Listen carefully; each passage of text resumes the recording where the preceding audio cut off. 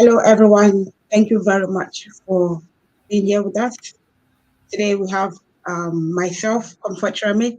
I'm the host for today, and I've got my lovely special guest here, Chou.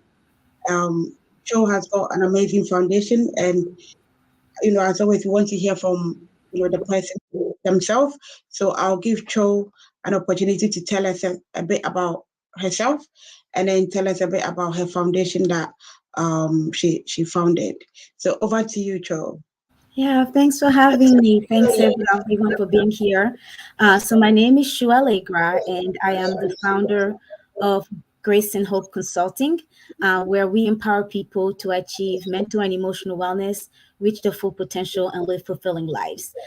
I am a mental health and diversity consultant, and that's kind of what I bring to the table. It's helping people identify those things that impact their mental and emotional wellness, help them figure out what tools and strategies they need in order to create what we call a wellness plan for now and later. And so prevention is always the best medicine, right? So when someone is already in crisis, we prevent what had happened from occurring again. But I also do a lot of work with organizations what's going in and giving training and workshops around depression, anxiety, stress management. That's a huge one for all of us. Work-life balance, just to help people again, be all they can be and be well, in mind, body, and soul, right? And so, because that's important. Often we don't prioritize on mental health, now realizing that holds everything.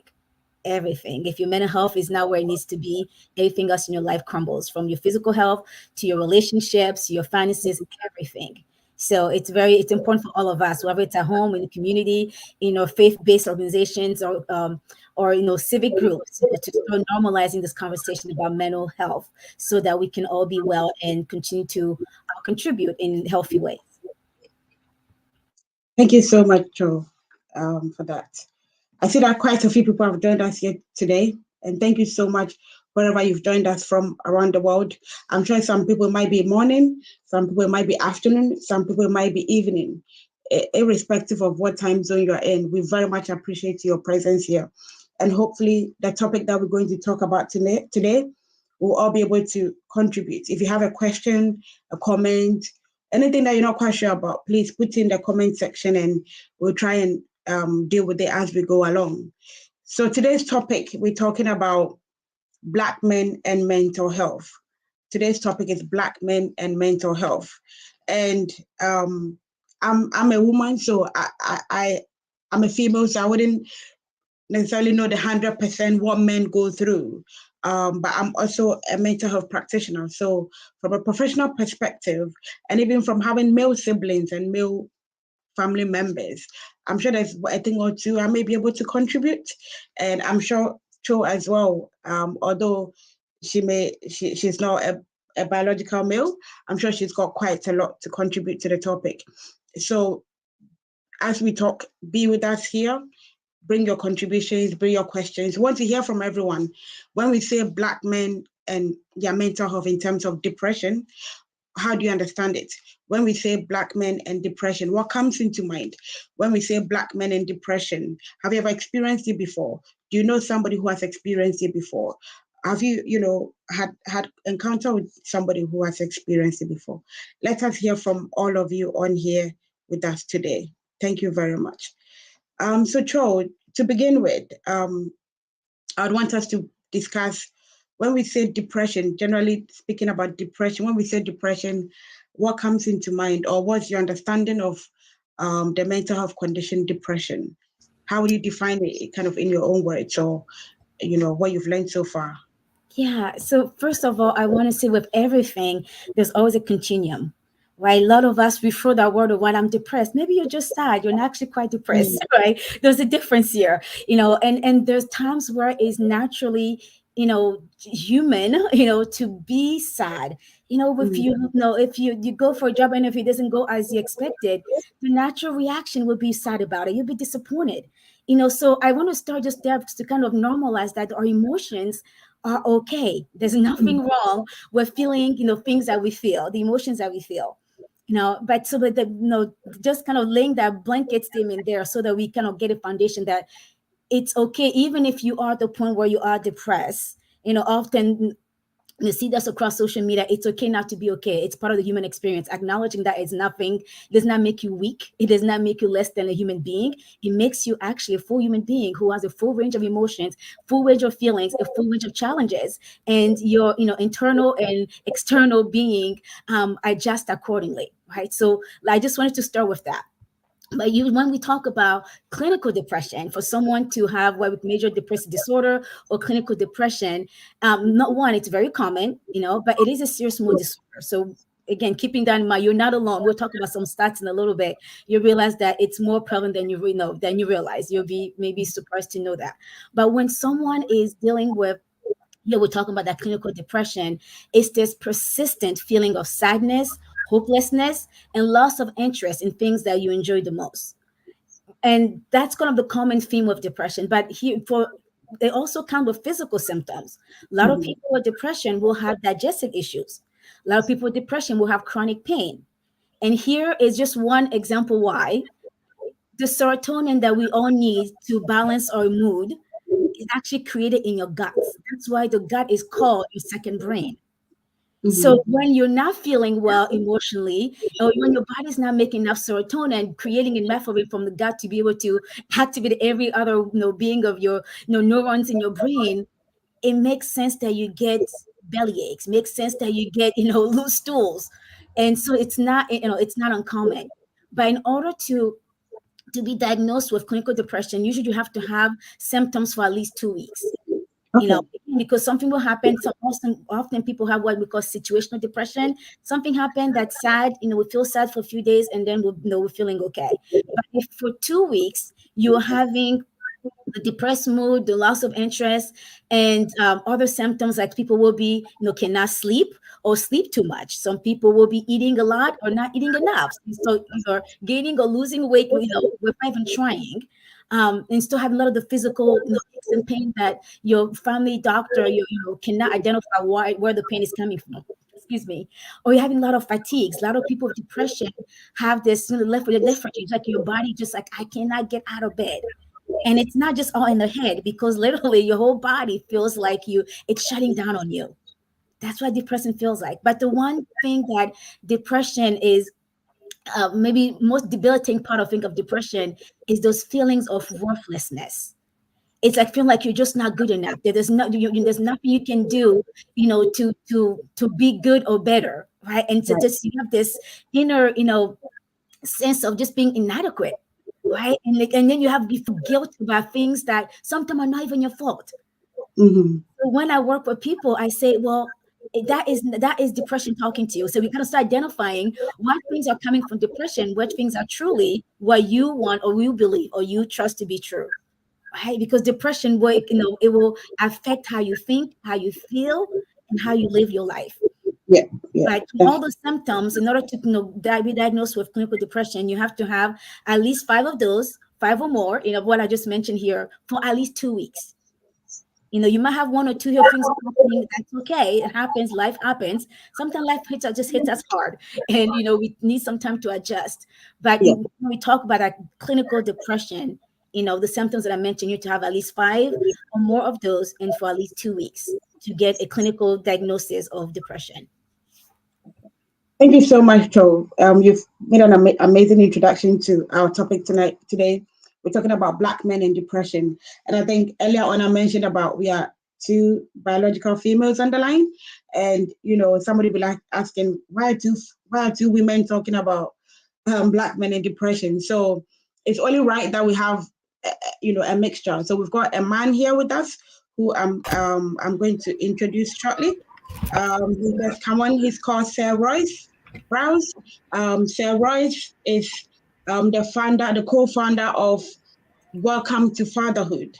Welcome to Fatherhood, which is an amazing charity and foundation that's helping Black men get in touch with their mental health, Black men navigate fatherhood and navigate parenting.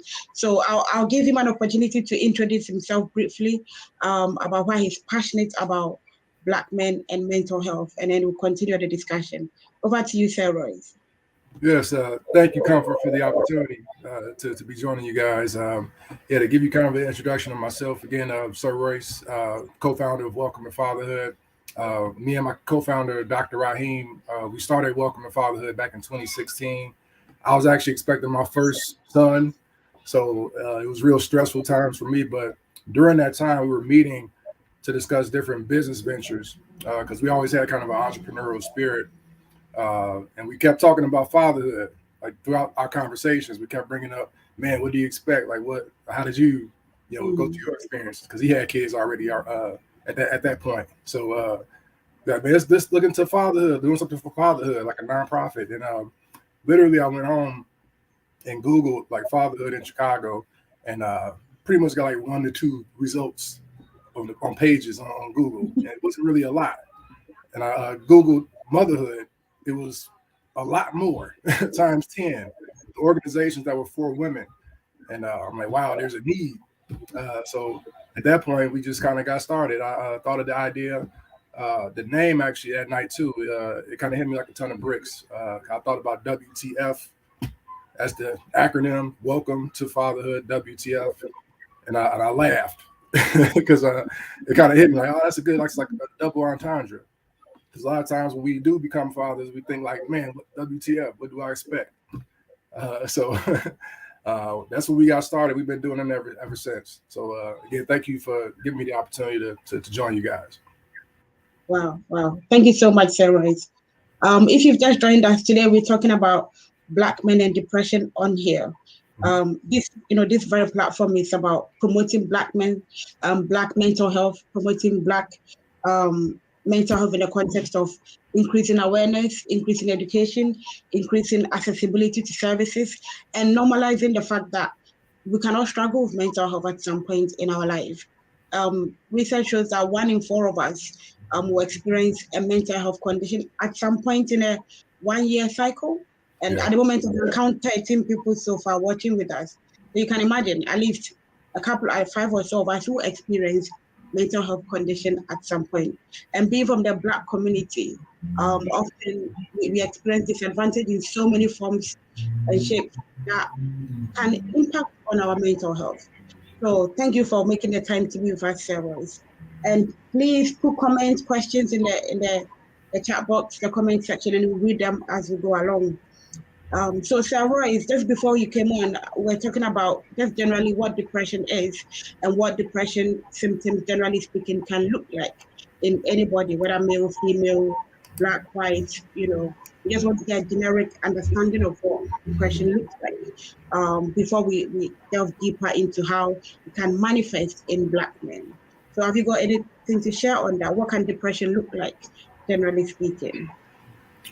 Yeah, I think it varies from person to person. I'm in Chicago, so we experience a lot of seasonal depression, if you will. We're not getting enough sun because it's cloudy in the winter, or we just don't go outside because it's cold outside. So, so yeah, just from that fact alone, just not being able to get enough sunlight, it could be environmental. It could be more than just I'm having a bad day. So, to kind of answer your question, it would depend on the person and what they're going through, not just mentally, but physically, even spiritually, if they're really into spirituality. So it could be all encompassing. So it's really important to have a open dialogue with someone, to talk to someone, feel those bad moods or those, when you have those bad days consistently. So I think that's really important. Okay. Thank you so much, Sir Royce. For me, in terms of contributing to the question of what is depression, being a mental health worker, one of the things I understand by what depression is that it's a type of mood disorder that affects the person's behavior, their thoughts, their feelings, which Chou mentioned earlier, and it comes to cause the person to feel this persistent feeling of not being enough, persistently feeling like they're not contributing to their life or their community, persistently feeling like they don't belong, extreme sadness that never goes away. Um, Somebody described it as like having a black cloud over you persistently, always, and that black cloud never clearing for maybe the sunshine to come. So depression is a type of mood disorder that often it starts like a low mood. Maybe today you're not feeling so great in terms of your mood, and maybe tomorrow you feel okay, the next day you don't. But when that low mood becomes persistently low, where you are constantly struggling with being happy or engaging with life, irrespective of the external stimuli, then we are starting to lean towards depression. So as you're listening to us, as we're having this discussion, let us hear from you. What is your experience of depressive mood? Some people can be tearful, some people can feel numb, some people can self-isolate and withdraw from society and their family. Some people lose pleasure in the things that they used to enjoy. Some people get easily upset. Some people end up feeling guilty or weightlessness, and some people become incredibly self-conscious of what they do, what they think, what other people think of them. And I feel like it's a mental health condition that it's incredibly debilitating because it causes the person to lose all sense of their worth and their ability to do anything. And it's important that we're having this discussion today. So let us hear from you as we're talking. Bring your questions.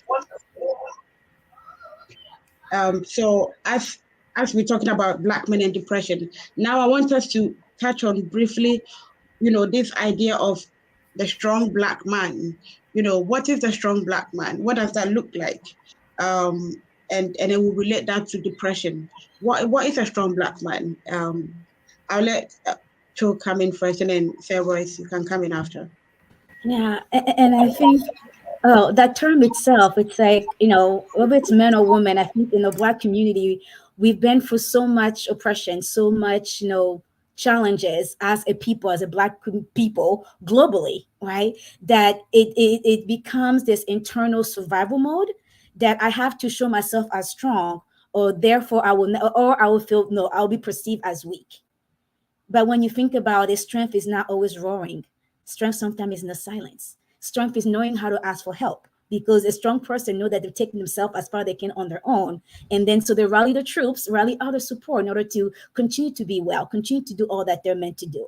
Right. And so I think, in order to even address this whole mentality of strong Black men or, strong independent Black woman, we have to start, going back to, our history that actually led to us feeling that we have to be or do a certain things, appear a certain way in order to be seen as strong.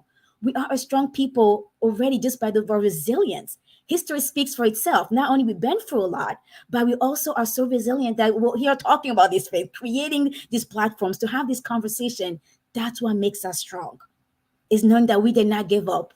I don't have to appear as strong in order to feel strong, right? And so, and even like society at large, no matter someone's race or ethnicity, I think the way we see, manhood is an issue. Men in general are often not allowed to show emotions. Don't you be like a girl. Don't you cry. Pull yourself by your bootstraps, right? You don't talk like a girl. You don't walk like a girl. You smile too much. It's like, no, they're human, And I know some ways you're laughing. It's like, men are just as human as female. Yes, we were differently, but just think about it. Even you and I, Comfort, were two female women, originally from Africa. I'm from Briales in Congo. Yes, I live in the US now, but from Africa. But we're so different, in so many ways. And so it's not showing emotions or not showing emotion does not make me strong or weak. I think we have to normalize the conversation around just emotional health in general, and allowing even men to be men. It's okay for men to cry. Just men hurt too. Men have emotions, and they should be allowed to release those emotions just like anybody else. They need to they have need we need to give our men permission to feel. And it starts by the way that we are bringing in our homes. How are we raising our children? Are we making, like, when it's one of the daughters are like having a bad day at school, are we sitting there with them like, I'm so sorry, oh my goodness, that's so much girl drama, and we feed into that and nurture them? And when it's a boys, they're like, oh, you know what, you're better than that, don't worry about them, you got to tomorrow and show them who's the boss. Those type of conversations do not help our boys become men who value their mental health, become men who know who they are, and that they don't have to appear a certain way to feel strong. They just have to be themselves, and it's okay to show those emotions. So I just want to, you kind of bust that myth there, right? Because I think it's a myth.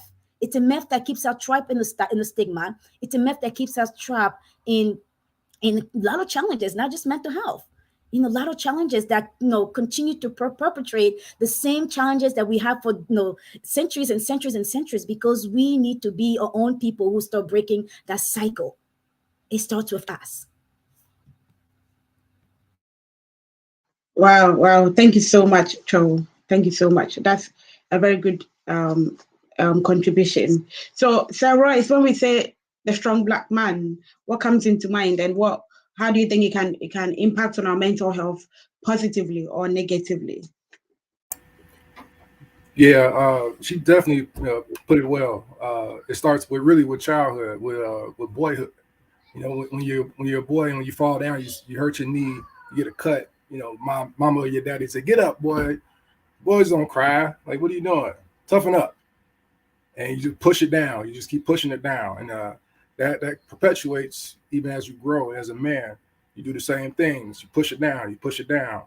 And some of those symptoms that come out, you feel irritable. You might want to, lash out. You might not want to do the same things that you used to do. Like you might like going golfing or playing softball or something, and you start losing interest in those things. So it can lead to those things. So it's really good to have an understanding of where you are, for sure.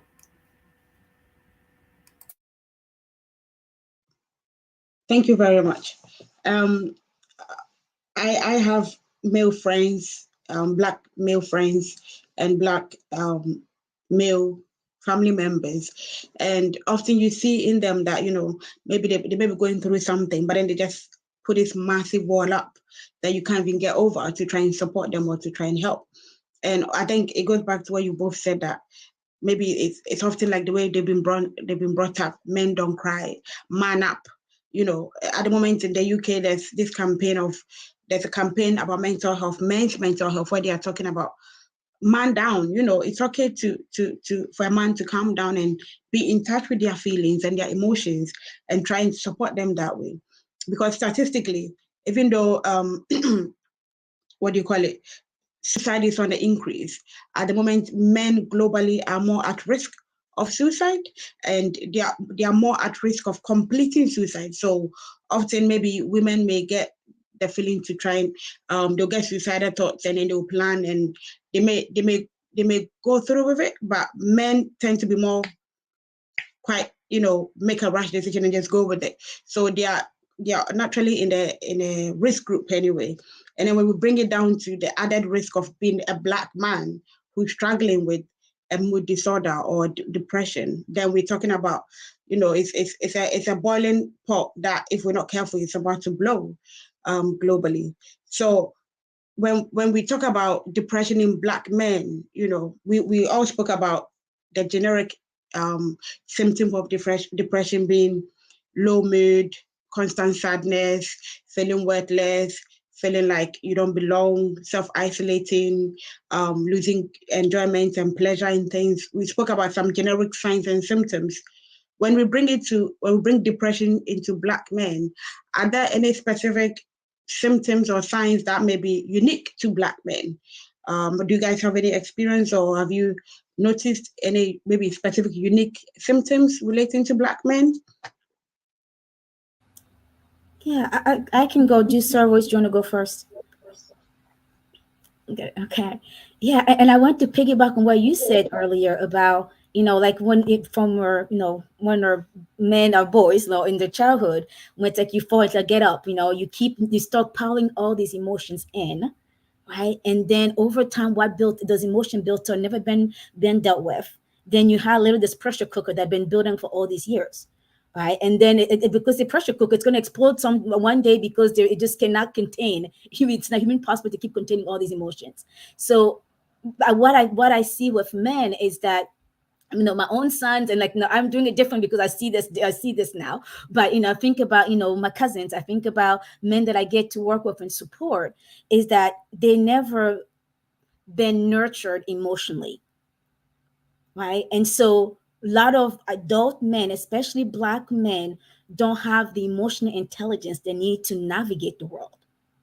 And that's sad. And it's not their fault. So, brother, hear me out. It's not your fault. You are not given the tools and resources you need to be all that you can be in your adulthood, because everybody thought that you could, you go to work, you bring the bacon, you protect your sisters. That's what you do. Well, guess what? That's when people get depressed also. That's what they keep doing. So depression, yes, all the symptoms, isolating and losing interest. But a lot of Black men, they start overworking. If I can just work one more job, if I can prove myself in the workplace, then I'll feel worthy, because inside internal depression tell me that I don't matter, that I'm not enough. So they start overcompensating in other areas of life instead of addressing the emotional turmoil that's going inside. All right. So that's one way. But also, and I think, sir, we mentioned this, then when we blow up, what does that look like? Anger outbursts, because we have not been taught to address our emotions, process our emotions and deal with them. So that pressure cooker keep going up, and one day it's just like, like we often say in my in our field, it's like you flip the lid, right, and everything comes out. And also, when some men are at that point, because they really feel like there's nothing else, I cannot show my emotion, I cannot show that I'm hurting, they start reaching out for things that are unhealthy. Drinking, substance abuse become a way to escape, to numb the pain instead of dealing with it and finding healing. And you'll find also men, because they can't find pleasure in anything else, and that's the depression part. Now they start taking higher risk, right, and doing things that you know them, like that in their usual time they won't be doing, like they won't just be promiscuous, let's be real, right? But at that time, that they're looking for this thrill that they're not able to get, because depression is literally numbing even both the pleasure sensors in their brain, right? So they're still seeking more thrill, taking more risk, and it's like buying the fast cars, right? And doing the mountain climbing. There's nothing wrong with it. But if it's someone usually does not do that every single day or every single weekend, not everything they do, it just always is high risk stuff. That's often an indication that they're running from something, running from their own feelings, running from their own pain, and trying to find anything and everything to numb the pain instead of addressing it. Thank you very much. So Royce, over to you. Yeah, I was going to definitely echo a lot of those sentiments. Yeah, I would also say feeling restless also from the stress, like not getting enough sleep, like literally like just being up at night, and also doing some of those unhealthy things that she mentioned, as far as seeking out drugs or seeking out alcohol as a means to cope, which only makes it worse.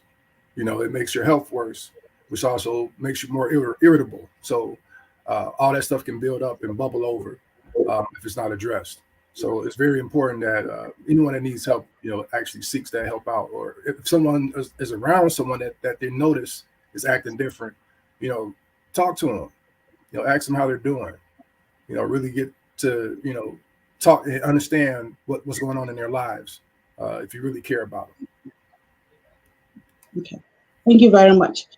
So Royce, when you were speaking, one thing that came into my mind was, I'm wondering, in your foundation, you're supporting Black men in fatherhood and parenting and things like that. Have you ever experienced a father who is going through some sort of depressive symptoms? Because I think often in parenting or in raising a child, often society puts a lot of the attention on the female or the mother, where she gets all the nurturing and all the, oh, are you okay? How are you doing? I mean, they'll call you on your phone, Sir Royce, and they'll be like, can you pass it on to the mother? You're like, how about me? Are you not going to ask how I'm doing?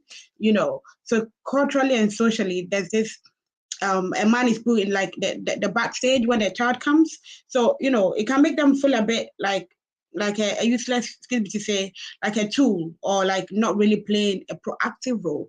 And I suppose that's part of the reason why you started this foundation. But it'd be good to hear from you. Have you experienced any man who's struggling with this sense of worthlessness, or feeling like, what is my role in this fatherhood or in this parenting? Yeah, that's why I'm happy to be doing the work that we're doing, because we're able to have those conversations pretty much on a weekly, almost monthly basis. We have our Welcome to Fatherhood symposiums, where we pretty much have conversations and ask questions geared towards fathers to get them to open up.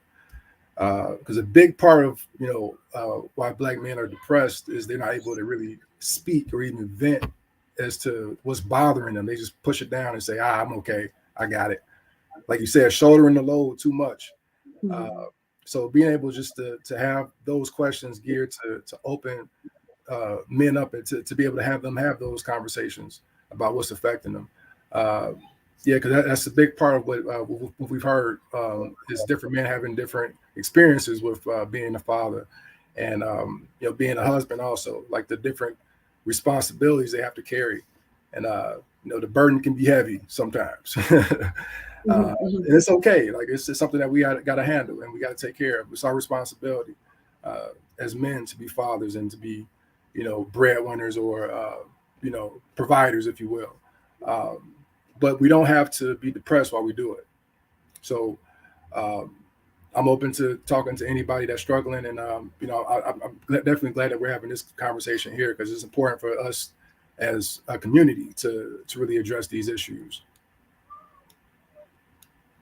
Thank you very much. Thank you everyone who's been here, who's still here with us on today's topic, Black men and depression. That's the topic for today, Black men and depression. Do you have a question? Do you have a contribution? Please put in the comment section, and we'll try and read through it as we go along. Thank you so much, everyone who's made a comment or asked a question so far. We'll read through them and answer them as we go along. So please keep them coming. Keep them coming. Okay, so when we talk about Black men and depression, obviously we have a plethora of different cultural backgrounds on this platform today.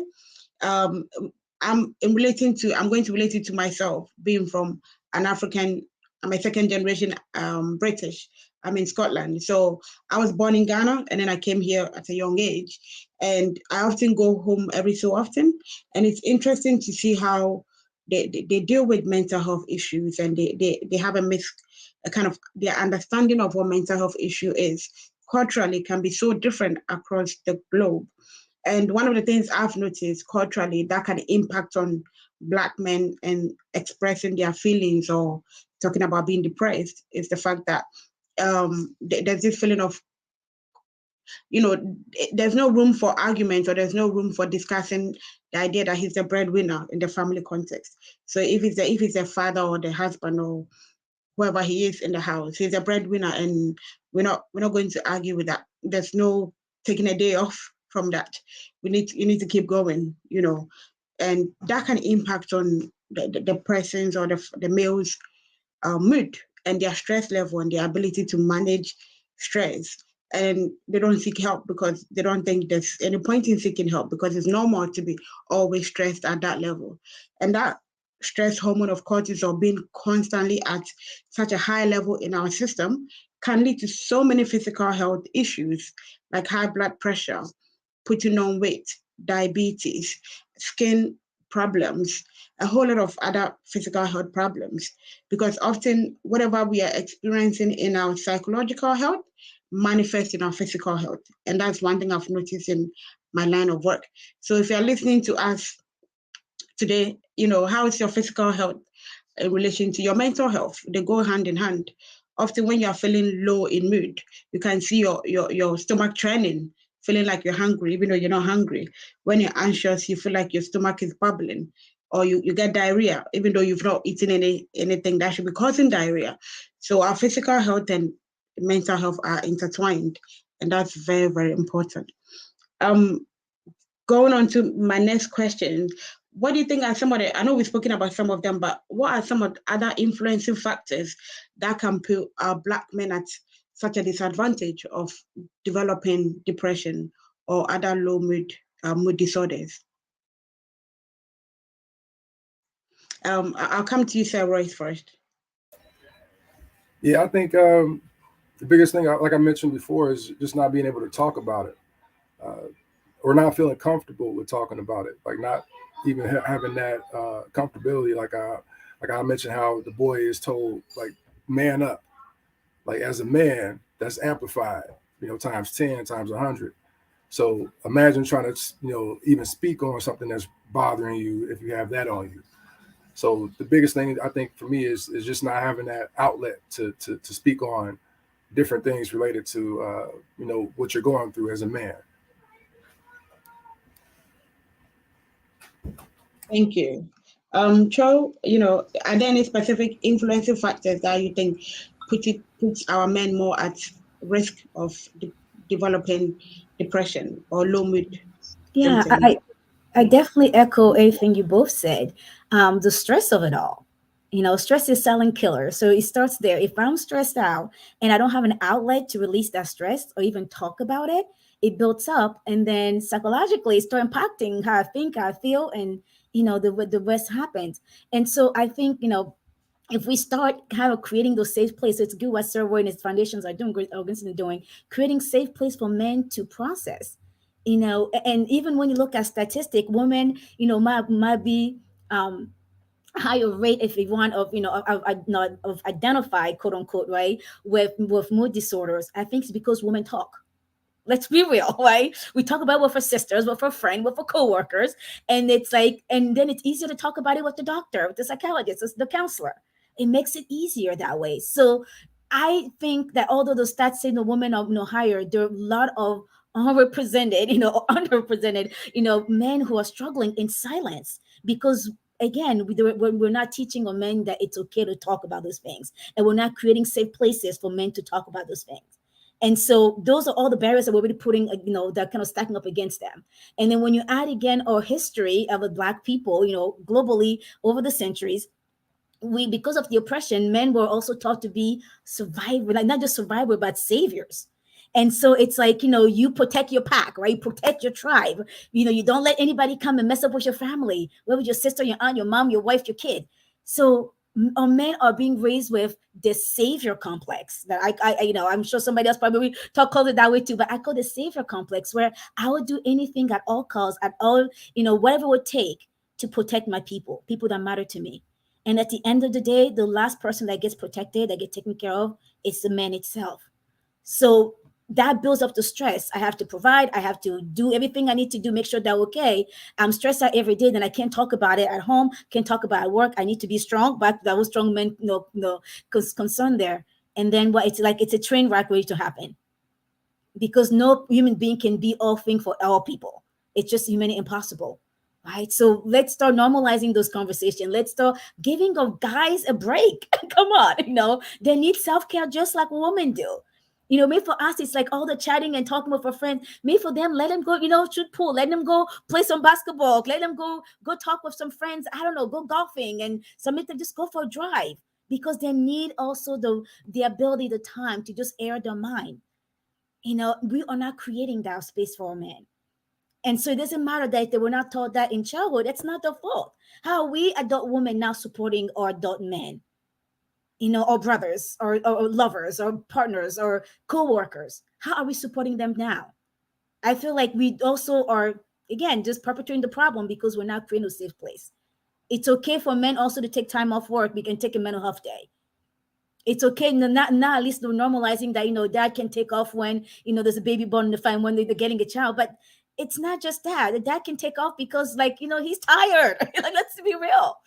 Let's allow our men to rest. Let's allow our men to also move at their own pace, but still creating the space for them to express themselves. Wow. Yes, and man, it's okay to get your feet done. Go get a pedicure. It's okay to do these things. And a massage, yes. Yeah, It's very therapeutic. Get your feet clean. When the last time you got your feet done?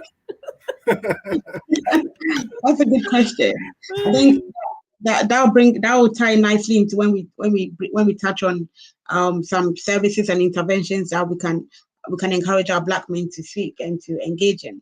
I'll just read a couple of comments from the comment section if we don't mind. We have a question here from Phil Nomel, and any of you can take it. He says that, how do you explain that people are more depressed in the so-called developed countries than poor countries like in Africa or South America? So how do you explain that people are more depressed in the so-called developed countries than poor countries like Africa? I can take that. Thanks for the question, Phil, and thanks for being here. So here's what we have in other countries that I think is lacking in here in the US, in the UK, more developed, quote unquote, developed country, is the social support. In Africa, you can be poor, but you know that your friend, your uncle, your sister will be next there to support you. You'll laugh, you'll cry together, you'll sit there under the tree and just talk about nothing and everything, right? Here in the US, we have this mentality to each his own, because everybody's so busy to building the American dream, just being real, right? That we lose those connections. But at the end of the day, no matter what we're feeling, no matter what we're dealing with, nobody is waiting or expecting anybody to rescue them from the problem. What helps, and there's a lot of, you can Google, there's a lot of research that prove your social support determines your well-being. You can go through the worst thing in your life, but if you know that you're not going through it alone, you build resilience faster. People are not there taking, like, let's say that someone dies, for example. Someone died, and with COVID, we had a lot of that going on. And it's something we cannot control. At the end of the day, we can't bring that person back. But those who had others to mourn with them recovered faster and then healthier way from the grief than those who didn't. Why is even now talking about, kind of bring the COVID thing into play? Why the mental health crisis right now after, it's a whole different pandemic we're dealing with right now. All, the way of depression and suicide and anxiety, all, substance abuse, domestic violence, all went up during COVID. Why? Isolation did that. Together we're stronger. It's not just a political slogan, together we're better. And so what I see in developing countries is that sense of community. And guess what? Healing happens in community. In developed country, we're so focused on the dollar, on the euro. We're so focused on building our lives. And some of us from developing countries, that's what we go to this country. It's like, I want a better life for myself, for my family, and so I can send money back home and take care of my siblings. I get that. Live that life too. But what I miss being here, I'll just be real. And those of you know me, I have a few friends I know are watching here. What I miss being in this country is a sense of community. I have people around me who will be there when there's a crisis. If I'm sick, people will send cards, people will send money, people will Uber food to your house, Uber Eats whatever food that somebody will pay for it. But I honestly, at the end of the day, what I maybe need the most when I'm struggling is someone to be there with me, to walk with me. And I'll share a personal example, then I'll stop here.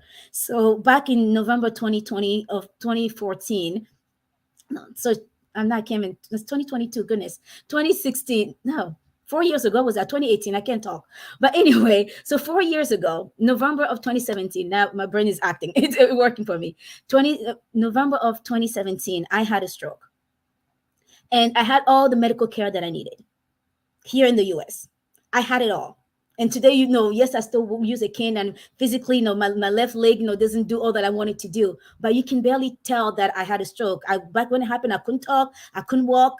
My memory was way bad, worse than it just happened now. So I share this personal example just to kind of show again the power of community, right? I had all the resources that I needed to be well, but I went for depression. Why? Because I didn't have family near me. And at that time, I didn't even know that I needed this as much, because my cousin, who was coming to work for the U.S. Embassy, back in Congo, was here for a work trip. And it just happened to be that when he came, I was literally sitting in the hospital in a wheelchair. And he came, what do we do in Africa? It's like, you don't leave your brother or your sister by themselves. He's like, I'm going to lay here. I'm going to stay here. I'm not going to go to the hotel. I'm not going to go to her house. If I have to lay on the cot on the floor, I'll do that, because I want to be here for her. And that literally the very next day I started talking again.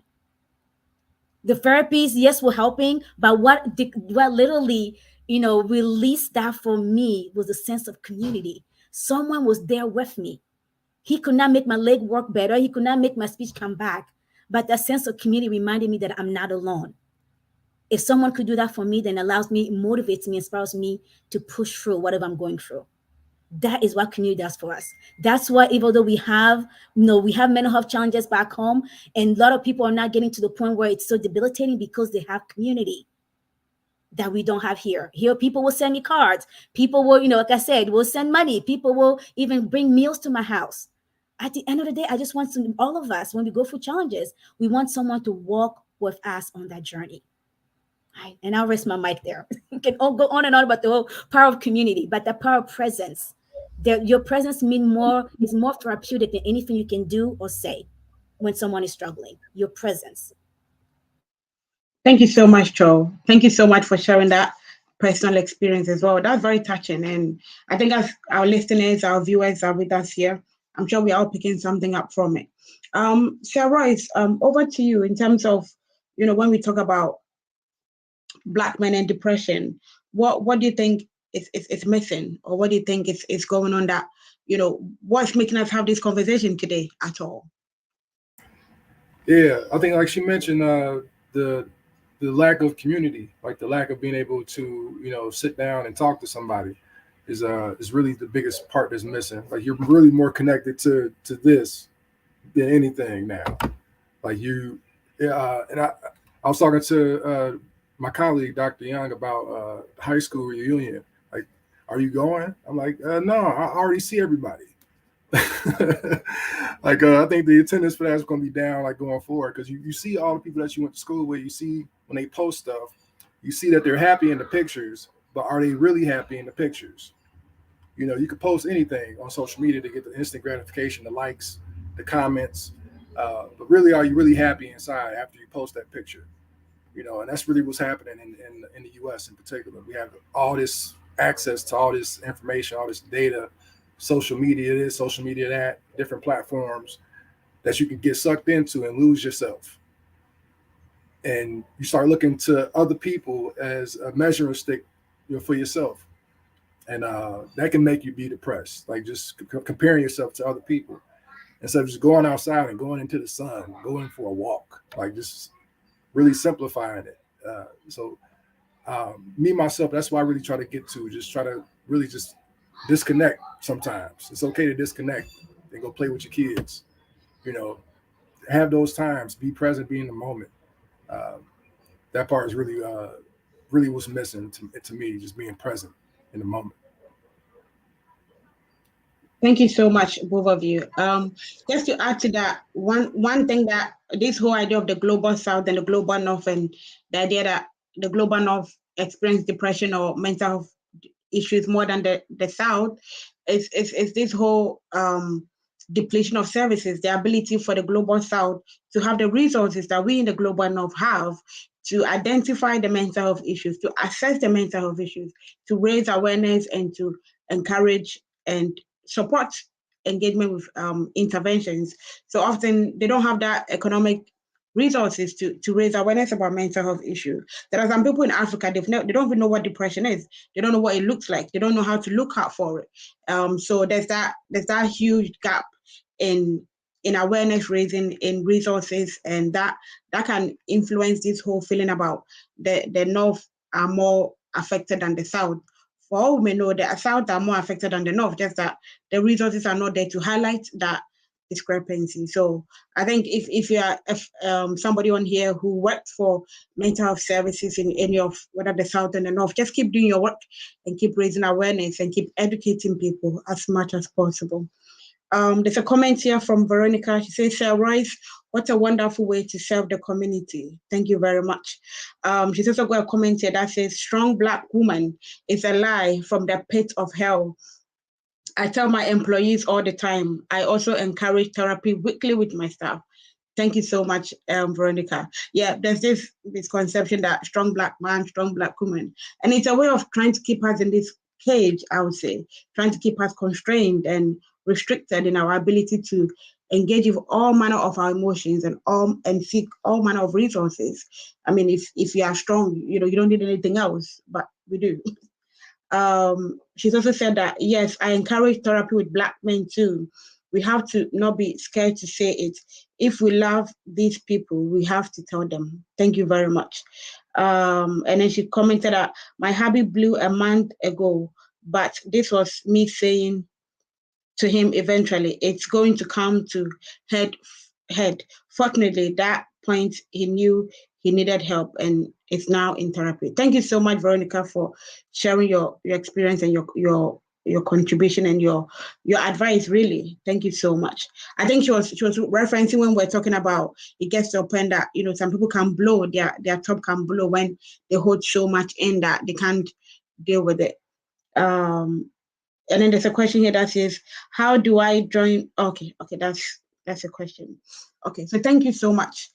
The next thing I want us to touch on briefly before we round up, and it's equally important, is resources and services and treatment for depression that are out there that our listeners can seek.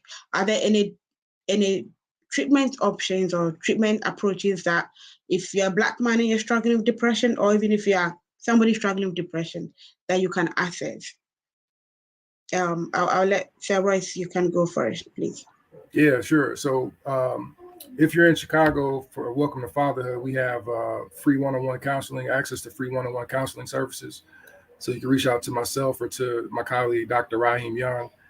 We can get you connected to those services. If you're not in Chicago, you're still able to have conversations with you. We have our Welcome to Fatherhood parenting symposiums on the first and third Thursday of every month.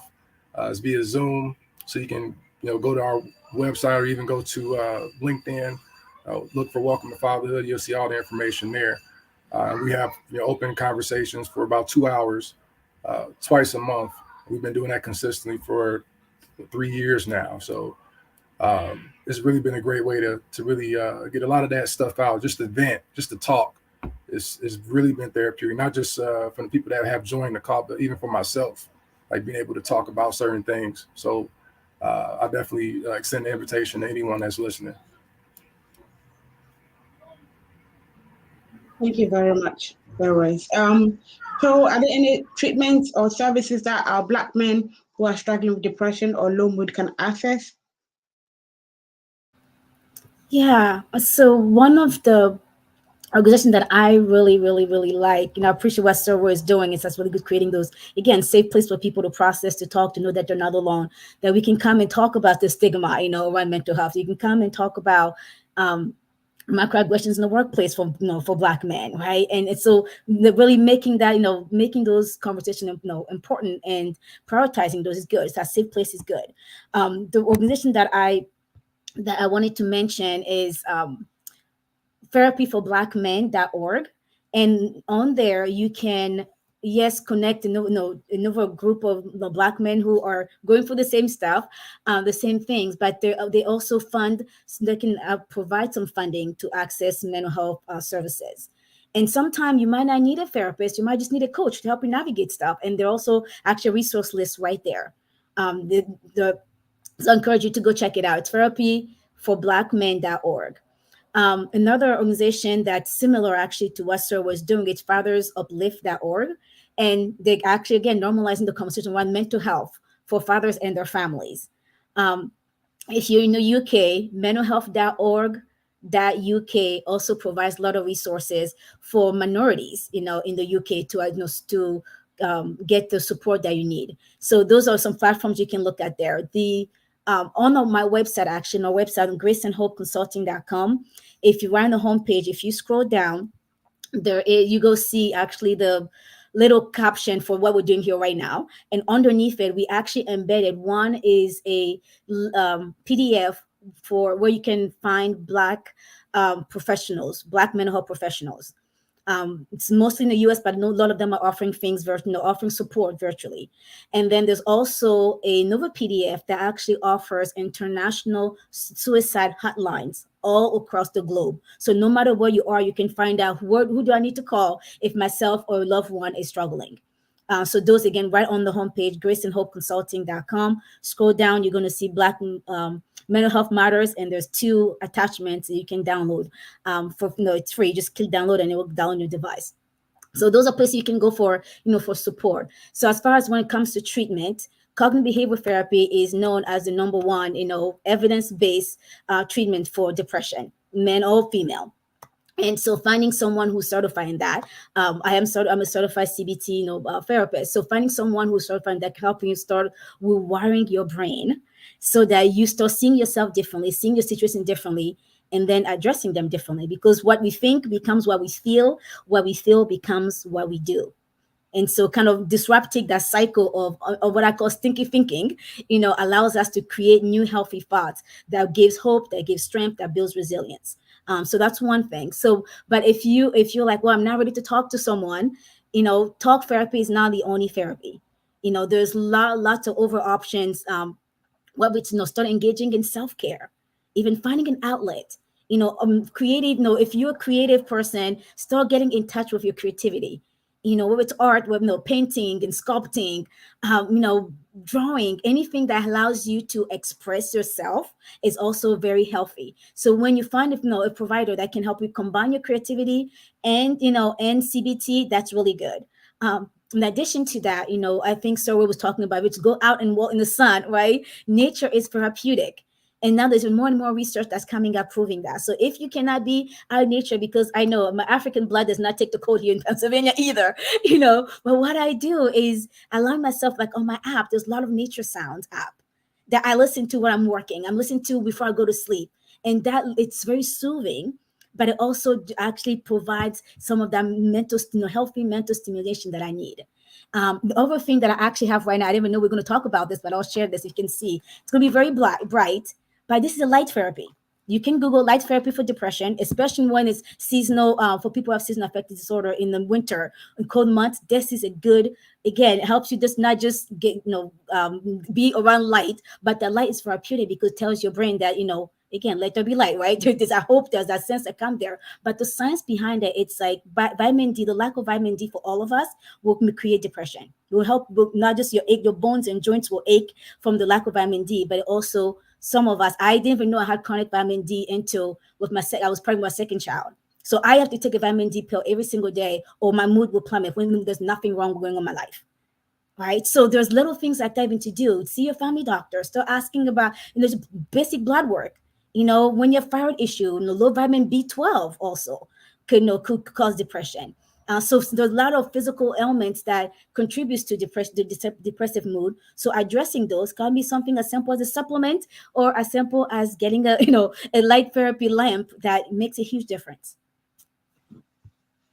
Well, thank you so much for sharing all these services and treatments available. Thank you very much. If I'm in the UK, I'm in Scotland, and we have the NHS, the National Health Service, which is we pay for that service through our tax. So everyone at point of contact can access that health service, which you can access psychological help and psychological treatment through that, either talking therapy, whether cognitive behavior therapy. And these days, some services are actually prescribing going outdoors as treatment. So we cannot underestimate the power of nature. We cannot underestimate the power of engaging and supporting each other in the community, in our Black community, wherever we find ourselves. I have a comment here in the comment section. I'll read it quickly. It's from Brooke. It says that I'm a Black male psychologist and appreciate you're having this program. I know that being in the field of representation matters, and I'm doing all I can to fight the stigmas for Black men and people of color. Thank you so much, Brooke, for that comment. And thank you so much for the work you're doing. I'm very much aware of time. So briefly, if each of you can summarize what you want to get out today to any listener or any person watching us, what is one thing you want to tell them or you want them to leave here with? One message or one thing that you want us to leave here with today? I'll start with you, Sir Royce. I'm going to have the lady have the floor first. I would say talk to somebody. Really, if you're struggling with anything, even if you don't feel like talking, definitely still reach out to somebody like myself or, other organizations, like she mentioned as well. And also get your feet done. I challenge every man, even if you don't have depression, go get your feet done. It'll change your life, man. I'm telling you, man. But and also smile. Smile is also a cure for depression. Even if you don't feel like smiling, if you're in your car, you're feeling like you're mad, you're angry, just force a smile. Smile for 10, 15 seconds. It'll help you instantly, I swear. Thank you very much, Royce. Chou, can you summarize briefly what do you want us to leave here today with? Yeah, I don't know if it's okay. I'll just piggyback quickly with what he said. Smiling, like laughter is so therapeutic that I even prescribe that to my, like, we're going to sit here and watch a YouTube video just to laugh. Because when you start laughing, you're creating, again, the dopamine, the serotonin that your brain needs to improve your mood. So yes, if you cannot find a reason to laugh, there's plenty of TikTok videos that just will knock your socks off. Go have at it, right? And with the feet comment, like, I know your personality, people might say like a side comment, but there's science behind it. Natural remedies like reflexology, like acupuncture, are helping people not just help heal from chronic pain and all that, but also from mood disorders, because you're hitting those pressure points and releasing that pressure, that stress out of your body. So that's that. So thanks for mentioning that. But I think what I want to say here, it takes a village. Right, the burden of mental health in general, it's not one that one person can take in the shoulders. So for our men, or quote unquote strong men, you are strong, but you don't have to take the weight of the world on your shoulders. You have a role to play, and we respect that, we value that, we appreciate you, but it's okay to let other people help you. Let's work in this together. Like Sir was saying, reach out for help. Whether for him, any of the organizations we mentioned, reach out those 2 PDF that I said we have on a website, so that you can find resources in your community, no matter where you are. But you don't have to do this alone. And then, like I said earlier, it starts with us. It starts at home. Let's start normalizing mental health. Let's start having this conversation at home, so we can break that stigma, so that our boys and our daughters, everyone can talk about those things without feeling like something is wrong with them. But I think also, as a Black people, let's start recognizing racism as a mental health concern. That part. Making self-care a priority, building a support system, we talk about that, and get help. It's a sign of strength. A strong person knows when they need help, so they can continue to be the strong person they are. Wow! Thank you all so much. I think you both said it all. One thing I'll add is that I would say that it's okay to not be okay sometimes, and it's important that you recognize that in yourself, or if somebody else is recognizes in you, accept it, and then ask, how can I get help, or how can I deal with this?